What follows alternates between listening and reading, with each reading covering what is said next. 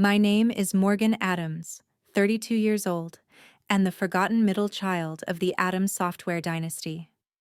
Arriving at our Boston mansion for Thanksgiving, I noticed Dad checking his phone, whispering to Mom with unusual excitement. Little did they know, beneath my simple black dress beat the heart of someone they had drastically underestimated. The bombshell Dad was about to drop at dinner would change our family forever. But not in the way he expected. I grew up in Brooklyn, one of Boston's wealthiest suburbs, in a sprawling colonial with 6 bedrooms, a heated indoor pool, and a lawn that required 3 gardeners to maintain. From the outside, we were the picture-perfect American success story. My grandfather, Robert Adams, started Adams Software Solutions in his garage back in 1978 with nothing but a second-hand computer and a revolutionary idea for inventory management software. He built it from nothing into a regional powerhouse before my father, Harold Adams, took over in 1995. Dad expanded the company aggressively. Under his leadership, Adams Software grew from a $10 million family business to a $50 million enterprise with over 200 employees and clients across the country. Every holiday dinner, every family vacation, every weekend barbecue inevitably turned into a celebration of his business genius. The Adams name became synonymous with success in Boston business circles, and Dad never let anyone forget it, especially his children. There were 3 of us, the Adams kids. My older brother, Garrett, 38, was the golden child, despite never showing any real aptitude for the business. He majored in communications, partied through college, and still Dad handed him a vice president position the day after graduation.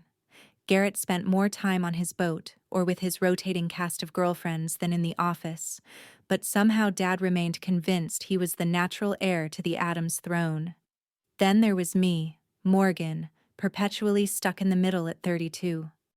Unlike my siblings, I inherited my grandfather's passion for technology. I taught myself coding at 12 and built my first app at 15. I studied computer science and business at MIT, graduated summa cum laude, and had legitimate innovative ideas for modernizing the company. Yet somehow Dad always looked right through me during business discussions, as if I were invisible. My younger sister, Megan, 29, rounded out our trio. She leveraged our family name to become a lifestyle influencer with hundreds of thousands of followers who loved her perfectly curated glimpses into old-money New England living. She had zero interest in software or business operations, but never missed an opportunity to post about being an Adams Software asset while contributing nothing to the company's success. Mom, Diane, came from old Boston money and approached family conflict the way all proper Beacon Hill wives did, by ignoring it completely and pouring another glass of Chardonnay. She played peacekeeper but ultimately enabled Dad's worst behaviors, especially his dismissal of my business acumen. "Harold, maybe you should listen to Morgan's idea," she would occasionally suggest at dinner, only to immediately back down when Dad shot her that look. "Diane, please, this is actual business we are discussing," he would say, before turning back to Garrett to continue their conversation about golf or yacht clubs or whatever non-business topic they were actually discussing. Family gatherings always centered around business talk that somehow excluded me. Dad and Garrett would dominate conversations with industry jargon and inside jokes, while I sat silently despite understanding the technology and market better than either of them. If I tried to contribute, Dad would smile condescendingly and say something like, "That is sweet, Morgan, but leave the business discussions to the people who understand the real world." The breaking point came when I was 22. Fresh out of MIT with honors, I had developed a cloud-based integration solution that could have revolutionized our product line years before competitors entered that space. I spent months preparing a comprehensive business plan, market analysis, and technical specifications. Dad finally agreed to let me pitch during a board meeting, supposedly as a professional courtesy. I still remember walking into that mahogany-paneled boardroom, laptop and presentation materials in hand, heart pounding with a mixture of nervousness and excitement. The board members, all men in their 50s and 60s who had been Dad's friends for decades, watched with polite but distant expressions as I connected my laptop to the projector. 10 minutes into my presentation, Dad checked his watch, sighed loudly, and raised his hand to stop me mid-sentence. "I think we have seen enough," he said with a tight smile that did not reach his eyes. "Morgan, sweetheart, this is all very creative, but completely impractical for a serious enterprise like ours. Our clients want stability, not experimental technologies." He turned to the board members with an apologetic shrug. "My daughter recently graduated college and is full of these academic ideas. Now, shall we move on to actual business matters?" The humiliation burned through me as I packed up my materials, while they chuckled and moved on as if I had never been there. That night, I made a decision that would change everything. I would leave Boston and the family business behind. I would build something of my own, something so successful that even my father could not dismiss it. I moved to San Francisco with $5,000 in savings and nothing else. My parents assumed it was just a phase, a tantrum. They indulged me with patronizing amusement. "She will be back when she runs out of money," I overheard Dad telling Mom on the phone during one of our increasingly rare calls. Those early years were brutal. My tiny studio apartment in a questionable neighborhood cost nearly my entire monthly budget. I survived on ramen noodles and coffee, working 80-hour weeks. First at entry-level coding jobs, then as a freelance developer. Every dollar I could save went into building my own company. I created Everest Holdings under the pseudonym M.E. Stone. The initials stood for Morgan Elizabeth, but nobody knew that. I wanted my success or failure to be completely disconnected from the Adams name. I started small, developing custom enterprise solutions for startups, reinvesting every profit. By year 3, I had 10 employees and a real office in Soma. The breakthrough came when I developed a proprietary integration platform that allowed legacy systems to communicate seamlessly with modern cloud services, ironically similar to what I had pitched to my father years earlier. Venture capital came calling, but I maintained majority ownership, determined to control my destiny. Over the next 7 years, I strategically acquired smaller tech companies that complemented our services.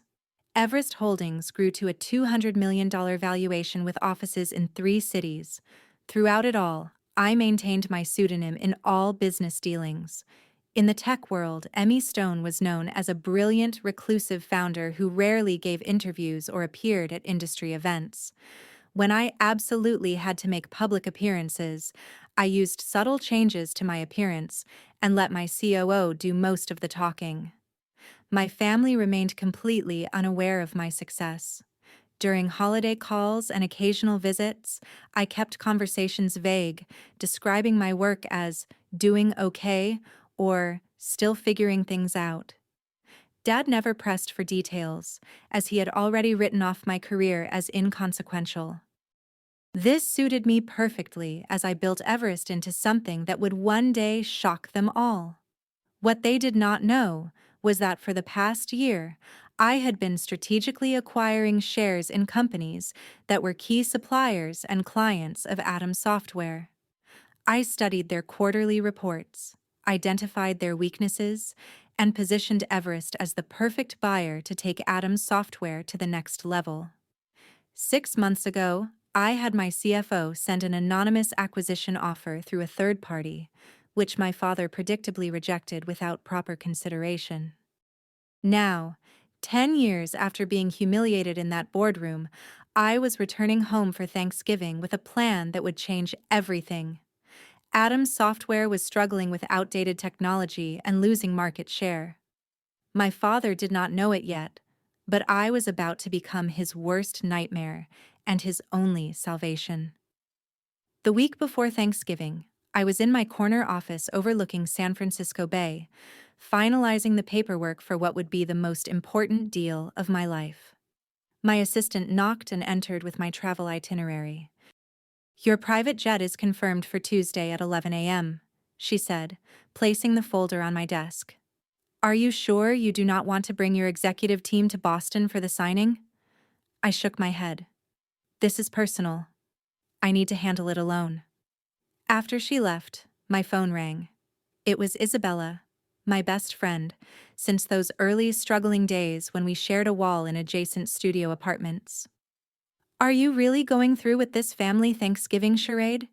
she asked without preamble, "after everything they did to you and 2 years of barely speaking to them." I sighed, spinning in my chair to face the window. "I have to be there in person when it happens, Izzy. I need to see his face." "I remember the last Christmas disaster," she said carefully. "Your father announced Garrett's promotion to executive vice president while you sat there with your unacknowledged Series B funding round. You came back to California and didn't speak to them for months." The memory stung. Dad had raised a toast to the future of Adam's software while looking directly at my brother, who had been too hungover to contribute anything meaningful to the strategy meeting earlier that day. "This time will be different," I promised. "Everything changes this Thanksgiving." I spent the evening packing, deliberately choosing my wardrobe to make a statement. Gone were the casual clothes my family associated with me. Instead, I packed Armani suits, a Chanel dress for Thanksgiving dinner, Louboutin heels, and the subtle signifiers of success that only the wealthy recognize: a Patek Philippe watch, a Bottega Veneta handbag, small diamond earrings from Tiffany. None of it ostentatious, all of it unmistakably expensive. After years of deliberately downplaying my success around my family, I wanted them to see glimpses of it before the final revelation. Tuesday morning, I boarded the private jet I rarely used, preferring commercial flights despite my wealth. This trip warranted the exception. During the 5-hour flight, I reviewed the contract once more, ensuring every detail was perfect. The irony was not lost on me that for years I had flown coach to Boston, eating airplane peanuts and squeezing into middle seats, while building the empire that would now allow me to arrive in style. The jet landed at a private airfield outside Boston. A black Bentley waited on the tarmac, another unusual indulgence I had arranged specifically for this trip. As we drove through familiar neighborhoods toward Brooklyn, I felt a strange mixture of nostalgia and determination hardening within me. The Addams family estate looked exactly as it always had: imposing colonial architecture, perfectly manicured grounds, now dusted with November snow, a wreath already hanging on the door in preparation for the holiday season. I instructed the driver to wait, then took a deep breath before walking up the steps I had climbed thousands of times before. Mom answered the door herself, bypassing the housekeeper in her eagerness to see me. Her eyes widened slightly as she took in my appearance. "Morgan, darling," she said, embracing me with the scent of expensive perfume and the faint note of midday wine on her breath. "You look different. Is that a Rolex?" "Patek Philippe, actually," I said, returning her hug. "Good to see you, Mom." She ushered me inside, chattering about Thanksgiving preparations and Megan's latest Instagram milestone. I nodded politely, setting down my bag in the grand foyer with its sweeping staircase and crystal chandelier. Home, sweet home, with all its complicated memories. "Your father is in his study," Mom said. "He has been very busy with some big deal, very hush-hush, even with me." I smiled. "I'll say hello before I settle in." Dad's study had always been somewhat forbidden territory, a masculine sanctuary of leather, mahogany, and business journals. I knocked once and entered without waiting for a response, a small act of defiance. He looked up from his desk, reading glasses perched on his nose, surprise flickering across his face before settling into his usual mild disinterest. "Morgan, you made it. He stood for a brief, awkward hug, then gestured vaguely toward the chair across from his desk. The trip from California was good.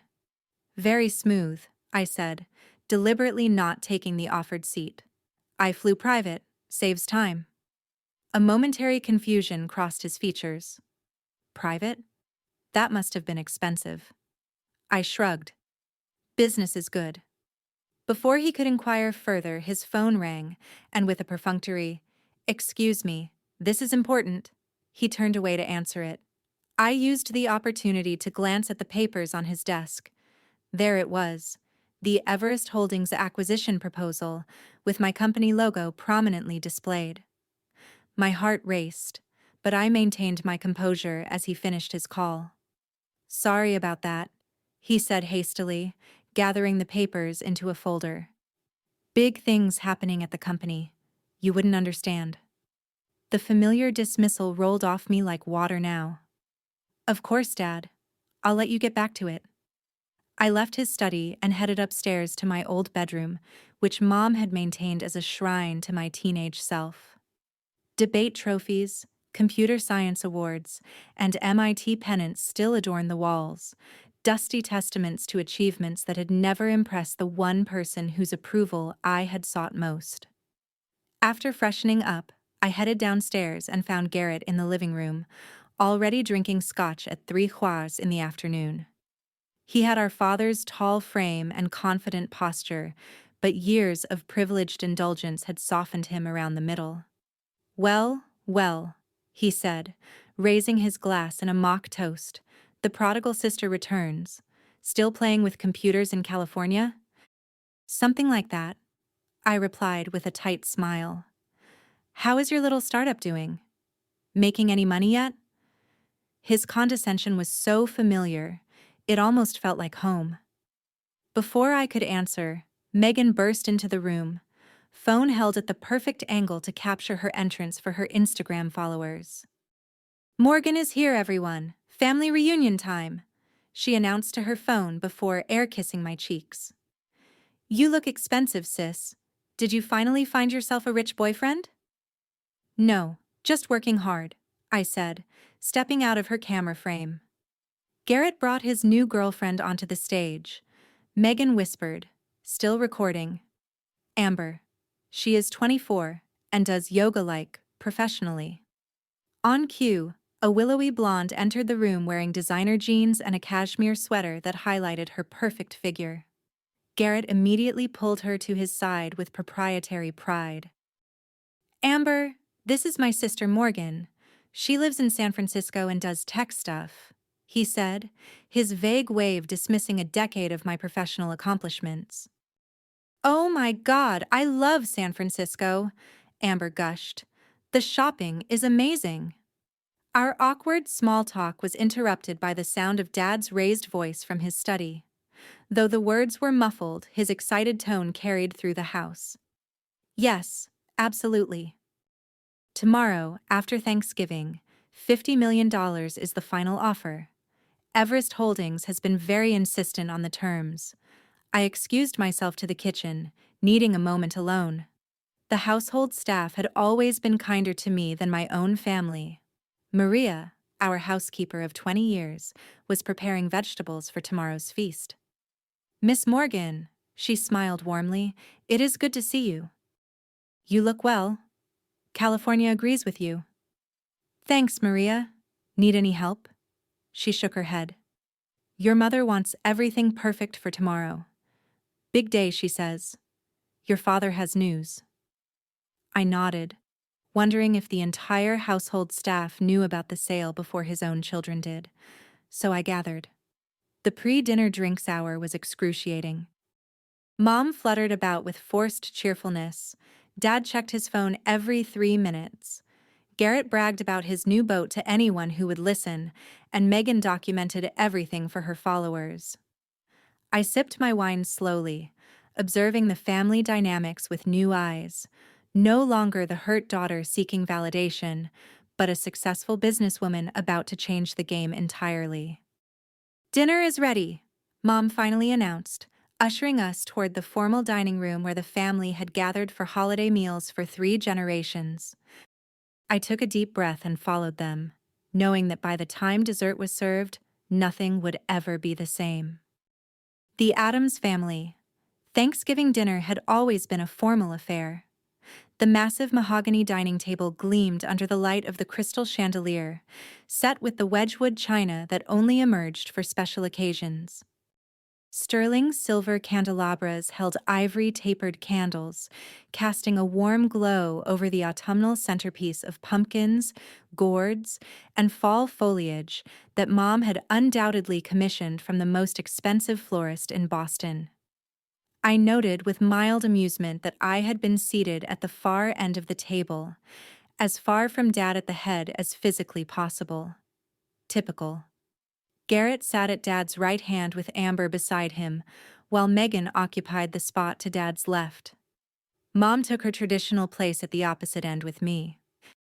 Beside her, symbolically separated from the inner circle of family business by the length of polished wood between us, Maria and the kitchen staff brought out course after course: butternut squash soup garnished with creme fraiche, harvest salad with candied walnuts and cranberries, and finally the turkey, a 25-pound bird roasted to golden perfection, accompanied by all the traditional sides. Dad carved with ceremonial precision while Megan filmed for her social media, providing running commentary. And here is Daddy carving the turkey, just like his father before him, continuing the Addams family tradition of excellence in everything they do. I caught Mom wincing slightly at Megan's performance before taking a large sip of her wine. By my count, it was her 4th glass since I had arrived. Once our plates were filled, Dad raised his glass for the traditional Addams family gratitude ritual, another performance where we each shared what we were thankful for. This year, it had once been meaningful before it devolved into a competitive status report. Garrett went first, as the eldest always did. "I am thankful for another record-breaking quarter at Addams Software," he began, though I knew from my research that the company had actually lost market share for the 3rd consecutive quarter. "And for my new 42-foot yacht, the Addams Legacy." He squeezed Amber's hand. "And for new beginnings with this amazing woman." Amber giggled and kissed his cheek while Megan made exaggerated gagging motions when Garrett was not looking. Megan went next, phone still in hand. "I am so thankful to have reached 1 million followers this year. My collaboration with Luxury Life Cosmetics has been amazing, and I am grateful to be an Addams and represent our family brand to the world." She beamed at Dad, who nodded approvingly, though he had often complained privately about her frivolous career. When my turn came, I set down my fork and spoke clearly. "I am thankful for the lessons life has taught me, that sometimes rejection leads to the right path, that persistence matters more than privilege, and that success is the best teacher." I raised my glass to finding your own way.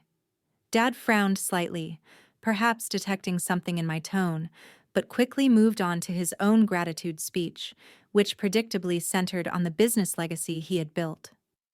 Mom offered generic thanks for family and health, her words slightly slurred.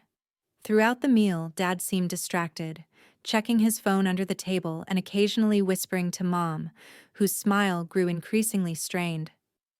Garrett dominated the conversation with stories about clients he had supposedly impressed, while Megan interrupted regularly to share comments from her followers watching her Thanksgiving Instagram story. As Maria brought in the pumpkin and pecan pies, Dad suddenly tapped his knife against his crystal water glass, the sharp ping cutting through the dinner conversation. "I have an announcement to make," he said, standing at the head of the table with the authority of someone accustomed to commanding rooms, one that affects everyone here. The table fell silent. Even Megan lowered her phone. "As you know, I have dedicated my life to building Addams Software into a leader in our industry. But all good things evolve, and the time has come for change." He paused dramatically. "I have decided to sell the company." Garrett choked on his wine. "What? Dad, You cannot be serious. Dad raised his hand for silence. I have been in negotiations for months with a very interested buyer. The deal will be finalized tomorrow. Megan gasped theatrically. But Daddy, what about the Adams legacy? My brand is built around being an Adams software asset. That brings me to the second part of my announcement, Dad continued, his expression unreadable. The proceeds from the sale will not be going to you children as inheritance. That is our birthright. Garrett slammed his fist on the table, rattling the china. What do you mean? Megan wailed, now live streaming the family drama to her followers. Where is the money going? Dad waited for their outbursts to subside. Your mother and I will be using part of it for our retirement. The rest will go to establishing the Adams Foundation, a charitable organization to support technology education. This is... Garrett stood, his face flushed with anger. I have given 10 years to this company. You promised it would be mine someday. You promised all of us. Megan joined in, tears streaming down her face, though she kept her phone carefully angled to capture her most flattering crying angle. Throughout the chaos, I remained perfectly still, taking small, deliberate bites of pecan pie. Mom noticed my calm and gave me a quizzical look. Morgan, she said quietly, you don't seem surprised. The table gradually quieted as everyone turned toward me, suddenly remembering my presence. Actually, I said, setting down my dessert fork with precision. I have just one question. I looked directly at my father. Who is the buyer? Dad's chest puffed with pride, pleased to have important information that we did not. A very successful tech investment firm called Everest Holdings. They are paying $50 million, which is more than generous given our recent market challenges. I took a sip of water, using the moment to steady myself for what came next. The room felt charged with a strange electricity, the moment suspended between the past and future. Dad, I said finally, my voice calm and clear. I am Everest Holdings. The room went completely silent. I could hear the antique grandfather clock ticking in the hallway, marking the seconds of frozen disbelief. For several heartbeats, nobody moved. The silence was absolute, as if the air itself had solidified around us. I watched the emotions play across my father's face in rapid succession: confusion, disbelief, shock, and finally the first flickers of anger. Garrett was the first to react, knocking over his wine glass as he stood abruptly. The red liquid spread across the white tablecloth like blood, a vivid punctuation to the moment. What the hell are you talking about? He demanded, looking between Dad and me with growing panic. Megan, incredibly, was still live streaming, her hands shaking as she captured what was quickly becoming the most dramatic content her followers had ever seen. Oh my God, she whispered to her phone. Did my sister just say she owns Everest Holdings, the company buying our family business? Mom reached for her wine glass, found it empty, and promptly grabbed the bottle instead. I stood slowly, feeling a strange sense of calm after carrying this secret for so long. Emmy Stone, I said. Morgan Elizabeth Stone. That is the name I have been using professionally for the past decade while building Everest Holdings into a $200 million company. Dad found his voice at last. This is preposterous, he sputtered. Everest Holdings is run by Emmy Stone, a respected technology investor, not by my daughter who has been playing at startups in California. I reached into my purse and removed my business card case, made of sleek brushed platinum with the Everest Holdings logo engraved on its surface. I slid a card across the table toward him. Actually, Dad, I said, I am M. Stone. I founded Everest Holdings 10 years ago after you dismissed my business proposal and humiliated me in front of your board. Dad snatched up the card, staring at it as if it might transform in his hands. This is some kind of joke, he said, but his voice had lost its certainty. Everest Holdings now owns controlling interests in Nexus Technologies, DataStream Solutions, and Techcore Industries. I continued, naming Adams Software's three largest suppliers. We also recently acquired majority stakes in your two biggest clients, McKinsey Manufacturing and Westfield Distribution. The Adams Software acquisition is the final piece in a strategic plan I have been implementing for the past 18 months. You have been spying on our business, Garrett accused, his face contorted with rage. That is corporate espionage. No, Garrett. It is called market research. Everything I learned about Adams Software came from publicly available financial reports, industry analysis, and completely legal channels. I turned back to Dad.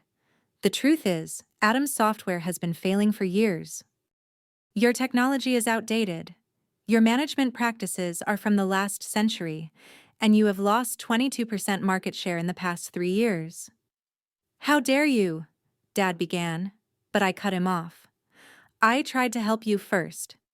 6 months ago, Everest Holdings sent an anonymous partnership proposal that would have allowed the Adams name to remain on the company while providing the capital and technology upgrades you desperately needed. You rejected it, without even reading past the first page. Dad's eyes widened in recognition. The Phoenix proposal. That was you. I nodded. I wanted to give you a chance to accept help without knowing it came from me. Your pride would not allow it. So this whole time you have been plotting against your own family? Garrett shouted, planning to steal our company. Not steal, Garrett. Purchase legally for $50 million, which is honestly more than its current market value. I kept my voice level despite the emotional storm brewing inside me. And let us be clear, this company stopped being our family business the day Dad made it evident that only one child would ever have a meaningful role in it. Despite that child's complete lack of qualifications or interest in technology. Megan finally lowered her phone, the reality of the situation apparently sinking in. So, you are going to be our boss now? She asked in a small voice. Technically, yes, I confirmed, though the current management structure will be completely reorganized.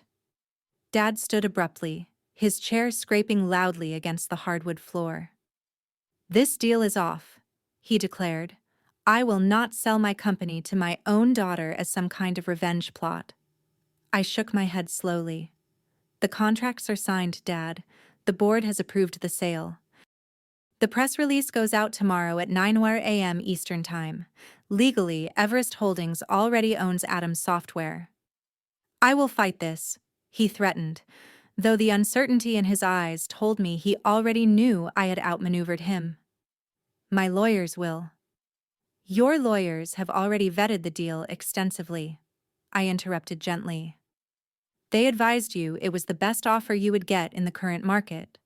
What exactly will you tell them now that you are upset because the brilliant CEO you have been negotiating with turns out to be your daughter? Mom spoke for the first time since my revelation, her words slightly slurred but her gaze surprisingly clear. All these years, Morgan, all these years you were building this while you thought I was failing, I finished for her. Yes, exactly. Dad slammed his hand on the table. You have a choice to make right now, Morgan. You can be my daughter, or you can be the person who took my company. You cannot be both. The ultimatum hung in the air between us, so predictable it almost made me sad. 10 years ago, it would have devastated me. Now it merely confirmed what I had always known. That is where you are wrong, Dad, I said quietly. I am both. I always have been. You just refuse to see it. Megan had started crying in earnest now, mascara tracking down her perfectly contoured cheeks. What happens to us? To our trust funds? Our positions? That depends, I answered honestly, on whether you want to actually work for the company or just claim its benefits. You planned this for Thanksgiving deliberately, didn't you? To humiliate us in front of the whole family? Garrett pointed an accusing finger at me. I planned it for Thanksgiving because I knew everyone would be here, I corrected him. And because 10 years ago, at Thanksgiving dinner, Dad announced that he was promoting you to vice president, despite your complete lack of qualifications, while telling me my degree from MIT and 3 years of coding experience was not enough to warrant even an entry-level management position. Dad's face flushed at the reminder. That was different. Garrett is my son, my firstborn. And there it is, I said softly.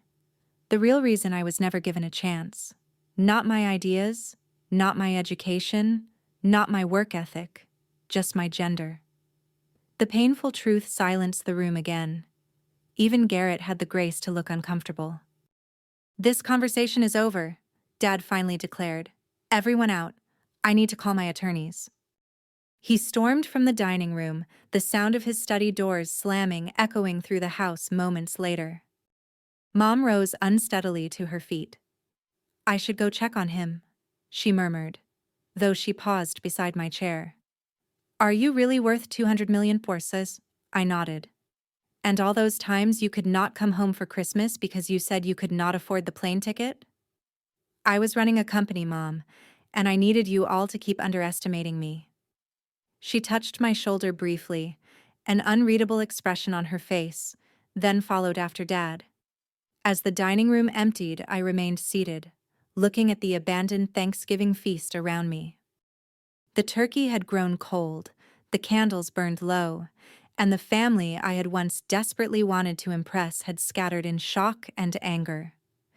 It should have felt like victory. Instead, a hollow ache spread through my chest as I realized that while I had finally earned their attention, I was further than ever from earning their understanding. I retreated to my childhood bedroom as the house descended into chaos below. Through the floor, I could hear Dad shouting on the phone, presumably to his lawyers, while Mom's placating tones rose and fell in counterpoint.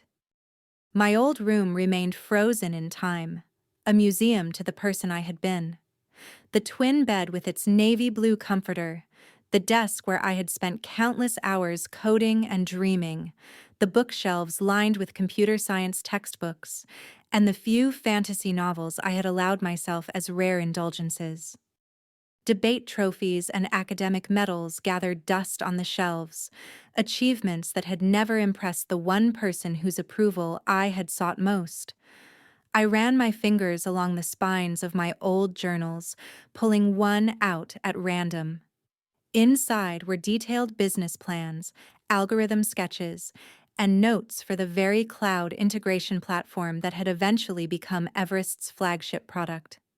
The irony was not lost on me that everything I had built had begun right here, in the room where I had felt most invisible. A sharp knock on the door interrupted my thoughts. I opened it to find Garrett, his tie loosened and face flushed with either anger or alcohol, possibly both. We need to talk, he said, pushing past me into the room without waiting for an invitation. I closed the door and leaned against it, arms crossed. About what, Garrett? How I ruined your Thanksgiving? Or how you plan to inherit a company you helped run into the ground? You think you are so clever? He hissed, pacing the small space like a caged animal.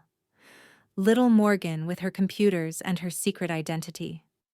Did you enjoy lying to our faces all these years? About as much as you enjoyed taking credit for my ideas, I replied evenly. Remember when I suggested Adam's software should move to cloud-based solutions 6 years ago during Christmas dinner? Dad dismissed it as trendy tech jargon, but somehow 3 months later, you presented the exact same concept as your own strategic vision. Garrett stopped pacing, his expression darkening. I was the one who stayed. I was the one who put in the time at the company while you ran off to California to prove some point. You put in time, yes, but what did you actually contribute, Garrett? Besides expenses on the company credit card for client dinners at strip clubs and a corner office you used primarily for naps between hangovers? His face contorted with fury. You don't know what you are talking about. I brought in the Westfield account. Westfield came to Adams Software because I personally reached out to their CTO as Emmy Stone and recommended your services as part of my long-term acquisition strategy, I informed him. And I know exactly what I am talking about because I have been auditing the company remotely for the past year as part of my due diligence, including the financial records you thought were only accessible on the local server. The color drained from his face. What are you saying? I have transaction records, account numbers, and IP logs showing the falsified entries came from your office computer on days when only you were present in the building. I held his gaze steadily. I am not planning to pursue criminal charges, Garrett. That would hurt the company during the transition. But do not test me. You, he whispered, hands clenching into fists at his sides. You would destroy your own brother. I would hold accountable a thief who happens to be related to me, I corrected him. There is a difference. We stood in tense silence until he finally turned away. This is not over, he warned, yanking open the door. Actually, it is, I said to his retreating back. You just do not realize it yet. I had barely closed the door when another knock came. This time it was Megan, her makeup freshly touched up despite the tear tracks still visible on her cheeks. So, you're like a secret millionaire? She said without preamble, entering my room and immediately sitting on my bed. That is actually kind of badass. I could not help but laugh at her rapid pivot. Is that what you were going with 5 minutes ago? You were crying about losing your Adams status. She shrugged, examining her manicure. I am adaptable. It is essential for influencer longevity. She looked up with sudden calculation in her eyes. Just think of the content we could create together. My sister, the tech mogul. My followers would eat that up. Is that why you are here, Megan? To propose a business collaboration? More like a mutual arrangement, she said, smoothing her dress. You need a media presence for your company that humanizes you, and I need an authentic connection to actual business success instead of just looking pretty with products. The nakedly transactional nature of her proposal was so typically Megan that I almost admired it. And what about actually working for the company, learning the business, contributing something beyond your Instagram aesthetic? She wrinkled her nose. God, no. Coding is boring, and business meetings make me want to die. But I could be like the brand ambassador, the face of the company for the lifestyle market, the face of an enterprise software integration platform for the lifestyle market, I repeated slowly. Do you hear yourself? Megan stood, straightening her shoulders. Fine. Mock me like everyone else in this family, but my social media skills are actually valuable in today's market, whether you respect them or not. I have built my own brand from nothing, just like you did. The parallel had never occurred to me before, and I found myself momentarily speechless. There was a strange kind of truth to it, though our methods and values diverged dramatically. I will think about it, I said finally, but not tonight. She nodded, apparently satisfied with even this small concession. Just so you know, I have already posted about a major family business shakeup without specifics. My engagement is through the roof. After she left, I sat at my old desk, powering up my laptop to check on the final details for tomorrow's announcement. A gentle knock interrupted me again. Come in, I called, expecting perhaps Maria with tea, or one of the household staff. Instead, Mom entered, looking surprisingly sober given the amount of wine she had consumed at dinner. She had changed from her dinner dress into a cashmere sweater and slacks, her armor of Boston society wife temporarily set aside. Your father has locked himself in his study with a bottle of scotch and the company bylaws, she said, settling into the window seat where she used to sit and read me stories as a child. There is not, I said simply. His lawyers already confirmed it. She nodded, looking around the room thoughtfully. You know, I kept everything exactly as you left it. I always thought you would come back once you got this rebellion out of your system. It was never a rebellion, Mom. It was a career, a life. $200 million, she mused, shaking her head slightly. My little girl built a company worth $200 million in secret while we all thought you were struggling. I turned to face her fully. You could have asked, Mom. Any of you could have shown genuine interest in what I was doing, but none of you ever really wanted to know. Tears welled in her eyes. I knew, Morgan. Not the details, not the scale of your success, but I knew you were special. I saw it when you were little. The way your mind worked differently, how you understood things the rest of us could not grasp. She wiped at her cheeks. I just did not know how to help you in a family like ours, with a man like your father. You could have stood up for me, I said, the old hurt rising unexpectedly in my throat. All those times he dismissed me, humiliated me. You just sat there. I was wrong, she admitted quietly. I told myself I was keeping the peace, being a supportive wife. But I failed as a mother when you needed an advocate. The simple acknowledgement pierced something long frozen inside me. I had come prepared for anger, for accusations, even for legal threats. I had not prepared for genuine remorse. What happens now? Mom asked after a long silence. Tomorrow morning, the acquisition becomes public. Adams Software will become a subsidiary of Everest Holdings. The company name will remain for now, but operations will be completely restructured. I hesitated, then added, Dad and Garrett will be offered advisory positions with no actual authority, if they want them, mostly for appearances' sake during the transition. And you? Will you move back to Boston? I shook my head. I will remain in San Francisco. We will install a new management team here. She nodded, seeming to understand all I was not saying, that I had outgrown this house, this family dynamic, this version of myself. Your father may never forgive you for this, she warned softly. I know, I acknowledged. But this is not about forgiveness, Mom. It is about finally being seen. After she left, I worked until dawn, preparing for the morning's confrontation, ignoring the texts from Isabella asking for updates. As the first gray light of morning filtered through my curtains, I changed into one of my Armani suits, styled my hair into a sleek chignon, and put on the subtle makeup that Monsieur Stone was known for in her rare public appearances. The morning would bring either a new beginning for the Addams family or its final fracturing. Either way, I was ready.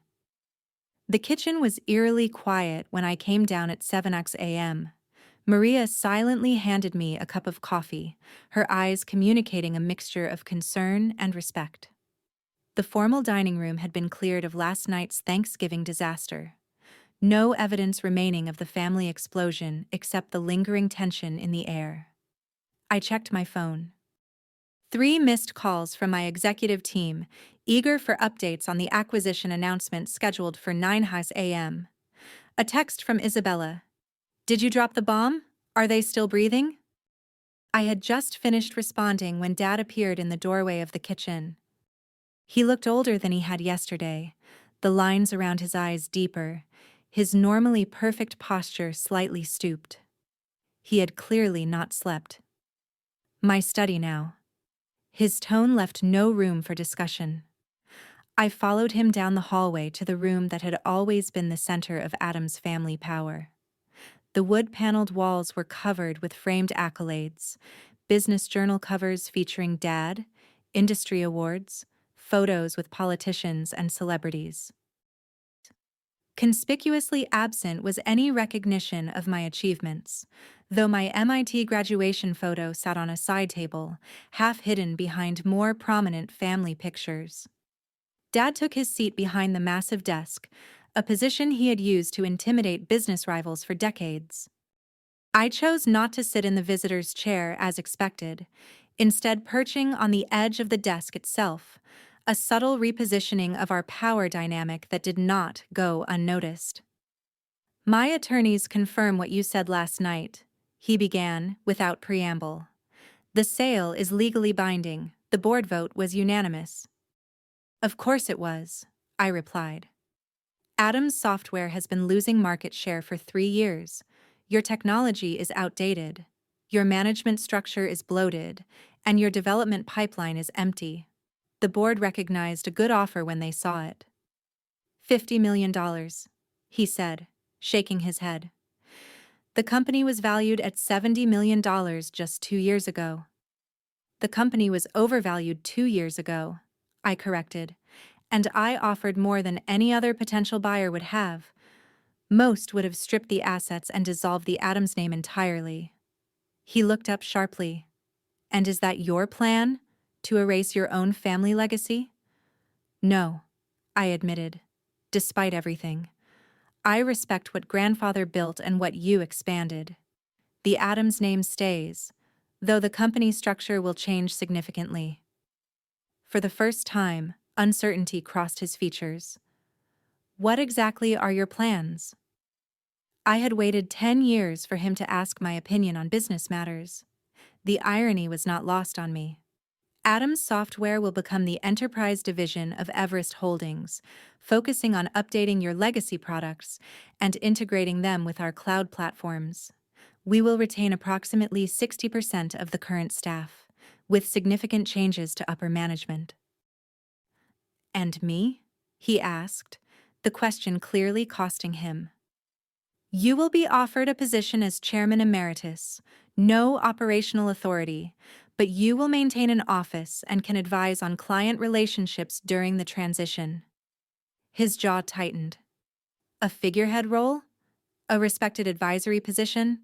I countered, with full benefits and a generous compensation package.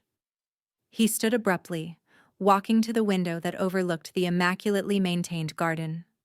For a long moment, he said nothing, his back to me as he stared out at the property that generations of Adam's success had built. How did you do it? He finally asked, his voice quieter. Now, build something that valuable when you had nothing, no connections, no startup capital. I had my education, I reminded him, the one thing you could not take from me, and I had tremendous motivation to prove you wrong. He turned back to face me. I expected you to fail. I know everyone does, you know. Fail. I mean, 90% of startups never make it past the first 3 years. He hesitated, seeming to struggle with the words. I thought I was protecting you from inevitable disappointment. By ensuring I never got the chance to try, I raised an eyebrow. That is not protection, Dad. That is control. He flinched slightly at the accusation. Perhaps I built this company from what my father started, expanded it 10 times over. I thought I knew best. But you did not, I said simply. You were wrong about me, wrong about the direction of the industry, wrong about Garrett being the natural successor. At the mention of my brother, Dad's expression darkened. Garrett may have his flaws, but he has been loyal to this company. Garrett has been embezzling from the company for at least 3 years, I informed him bluntly. I have all the documentation. That is part of why I moved now, before he could do more damage. Dad sank back into his chair, the shock of this new revelation apparently too much to process while standing. That cannot be true. $300,000 siphoned through fake vendor accounts. The evidence is irrefutable. Why would he need to steal? He makes a generous salary, has a trust fund. Gambling debts, I said. Sports betting mostly, from what I can tell. Dad buried his face in his hands briefly before looking back up, suddenly appearing all of his 68 years. So, both my son and my company were failing, and I was too blind to see either. The naked vulnerability in his admission caught me off guard. I had expected more anger, more accusations, not this broken acceptance. Not blind, I said, softening my tone slightly. Just looking in the wrong direction. A long silence stretched between us, filled with decades of misunderstanding and missed opportunities. When he finally spoke again, his voice had changed, the arrogance replaced with something approaching genuine curiosity. "How did you do it?" he asked. "Really? No connections, no investors who knew the Adams name. How did you build something so successful?" I considered deflecting, but there was something in his question that seemed sincere for the first time in our relationship. "I started small," I explained. "Freelance development work to build capital. Then I created a proprietary integration platform that solved a problem every enterprise company has, connecting legacy systems with modern cloud architecture. It was actually based on the proposal you dismissed when I was 22. A flicker of recognition crossed his face. "The one with the middleware solution." I nodded, surprised he remembered even that much. "Yes, I refined it, made it more adaptable, used it to attract our first major clients, reinvested every profit, lived in a studio apartment eating ramen for 3 years to keep overhead low, built a team of brilliant people who believed in the vision. Without the Adams name to open doors," he mused. "Because of that, in some ways," I corrected. "Being underestimated is a powerful position if you know how to use it. No one saw me coming." He almost smiled at that. Clearly not. Another silence fell, but different now, less hostile. I checked my watch. "The press release goes out in 45 minutes. We should discuss next steps." "What about Garrett and Megan?" he asked. "Garrett will be offered a choice: resign quietly with a reasonable severance, or face potential legal consequences for the embezzlement. Megan," I paused, considering, "actually made a compelling case last night for serving as a brand ambassador. Her social media skills are legitimately valuable in the right context." Dad looked genuinely surprised. "You would keep them involved after everything?" "This was never about destroying the family, Dad. It was about claiming my place in it, on my terms."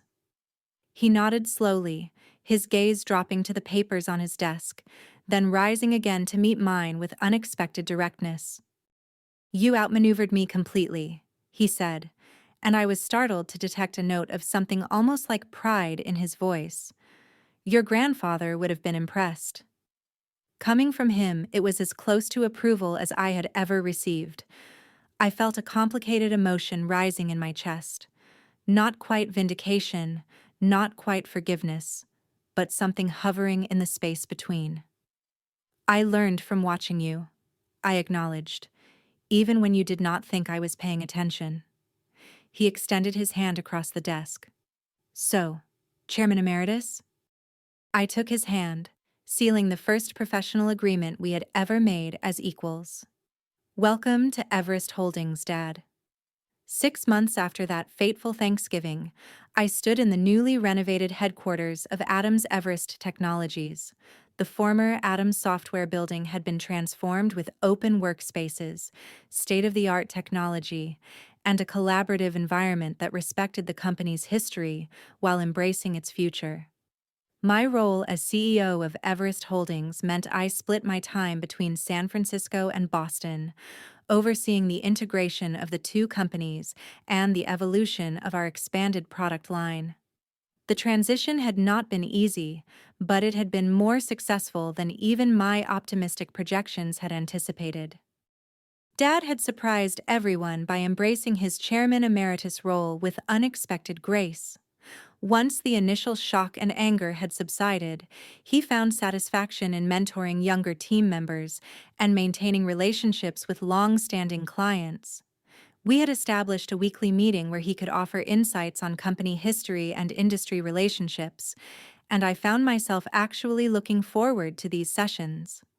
For the first time, we were building a relationship based on mutual respect, rather than expectations and disappointments. Garrett's situation had been more complicated. After facing the evidence of his embezzlement, he had initially threatened legal action against both me and the company. Eventually, cooler heads prevailed when he realized his options were limited. He accepted a conditional offer: repayment of the stolen funds, resignation from his executive position, and enrollment in an MBA program if he wanted any future role in the business. To my surprise, he chose education over exile and was now halfway through his first semester, calling occasionally with genuine questions about business strategy. Megan had flourished in her new role as brand ambassador for our consumer products division, a small but growing part of the business that benefited from her social media expertise. Her followers had been captivated by the dramatic family business saga, which she carefully presented as a story of female empowerment and family reconciliation, rather than the more complex reality. Her tech asset rebrand had actually opened doors to younger markets we had previously struggled to reach.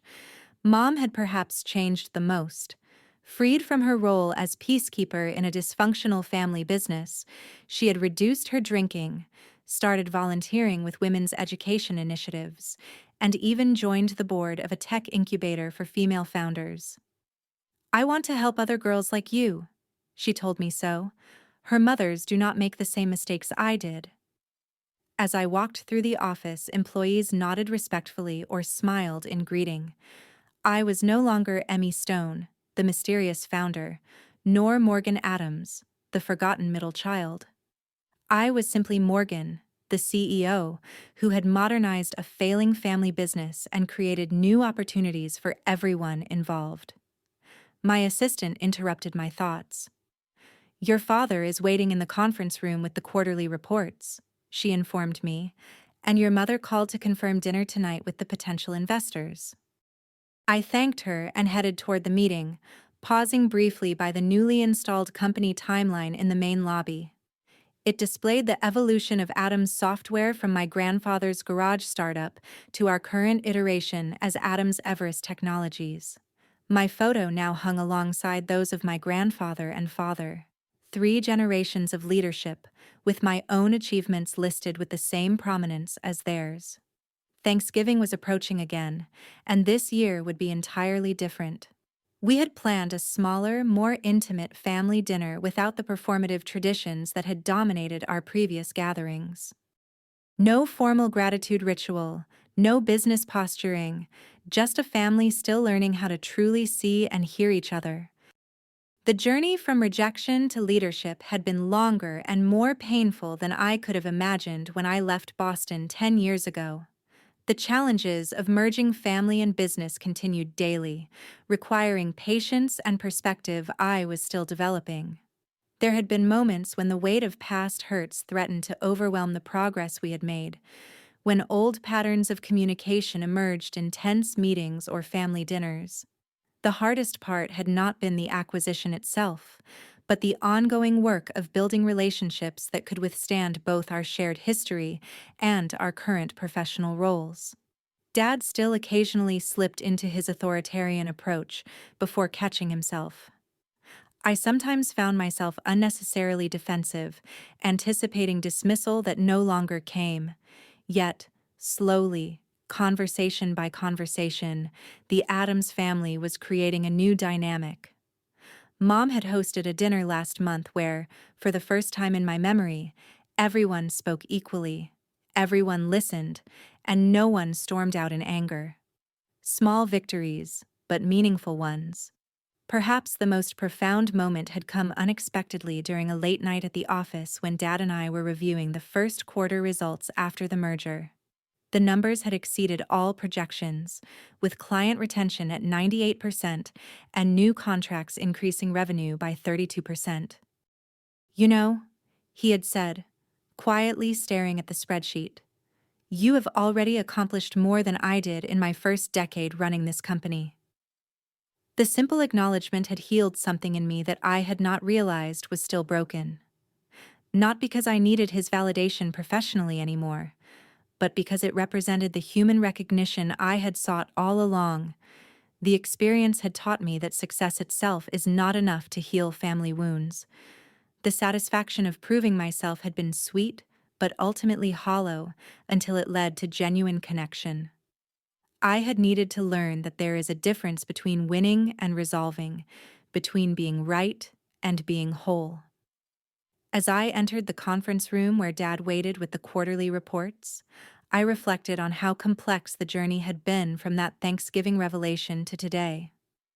The lesson I carried forward was not that success is the best revenge, but that success without reconciliation leaves both sides poorer. True victory came not when I proved my father wrong, but when we both found a way to be right together. For anyone watching this who recognizes the painful dynamics of family business, who has felt invisible or undervalued by those who should see you most clearly, I hope my story offers both inspiration and caution. Building your own success is powerful, but healing family wounds requires more than professional achievement. It demands honesty, vulnerability, and the courage to offer second chances, even when they seem undeserved. Have you experienced similar family business challenges? Comment below and share your story. How did you navigate the complex intersection of family and business? Like, subscribe, and share if this resonated with you. Thank you for witnessing my journey from rejection to reconciliation. And remember that the true measure of success is not what you build alone, but what you create together.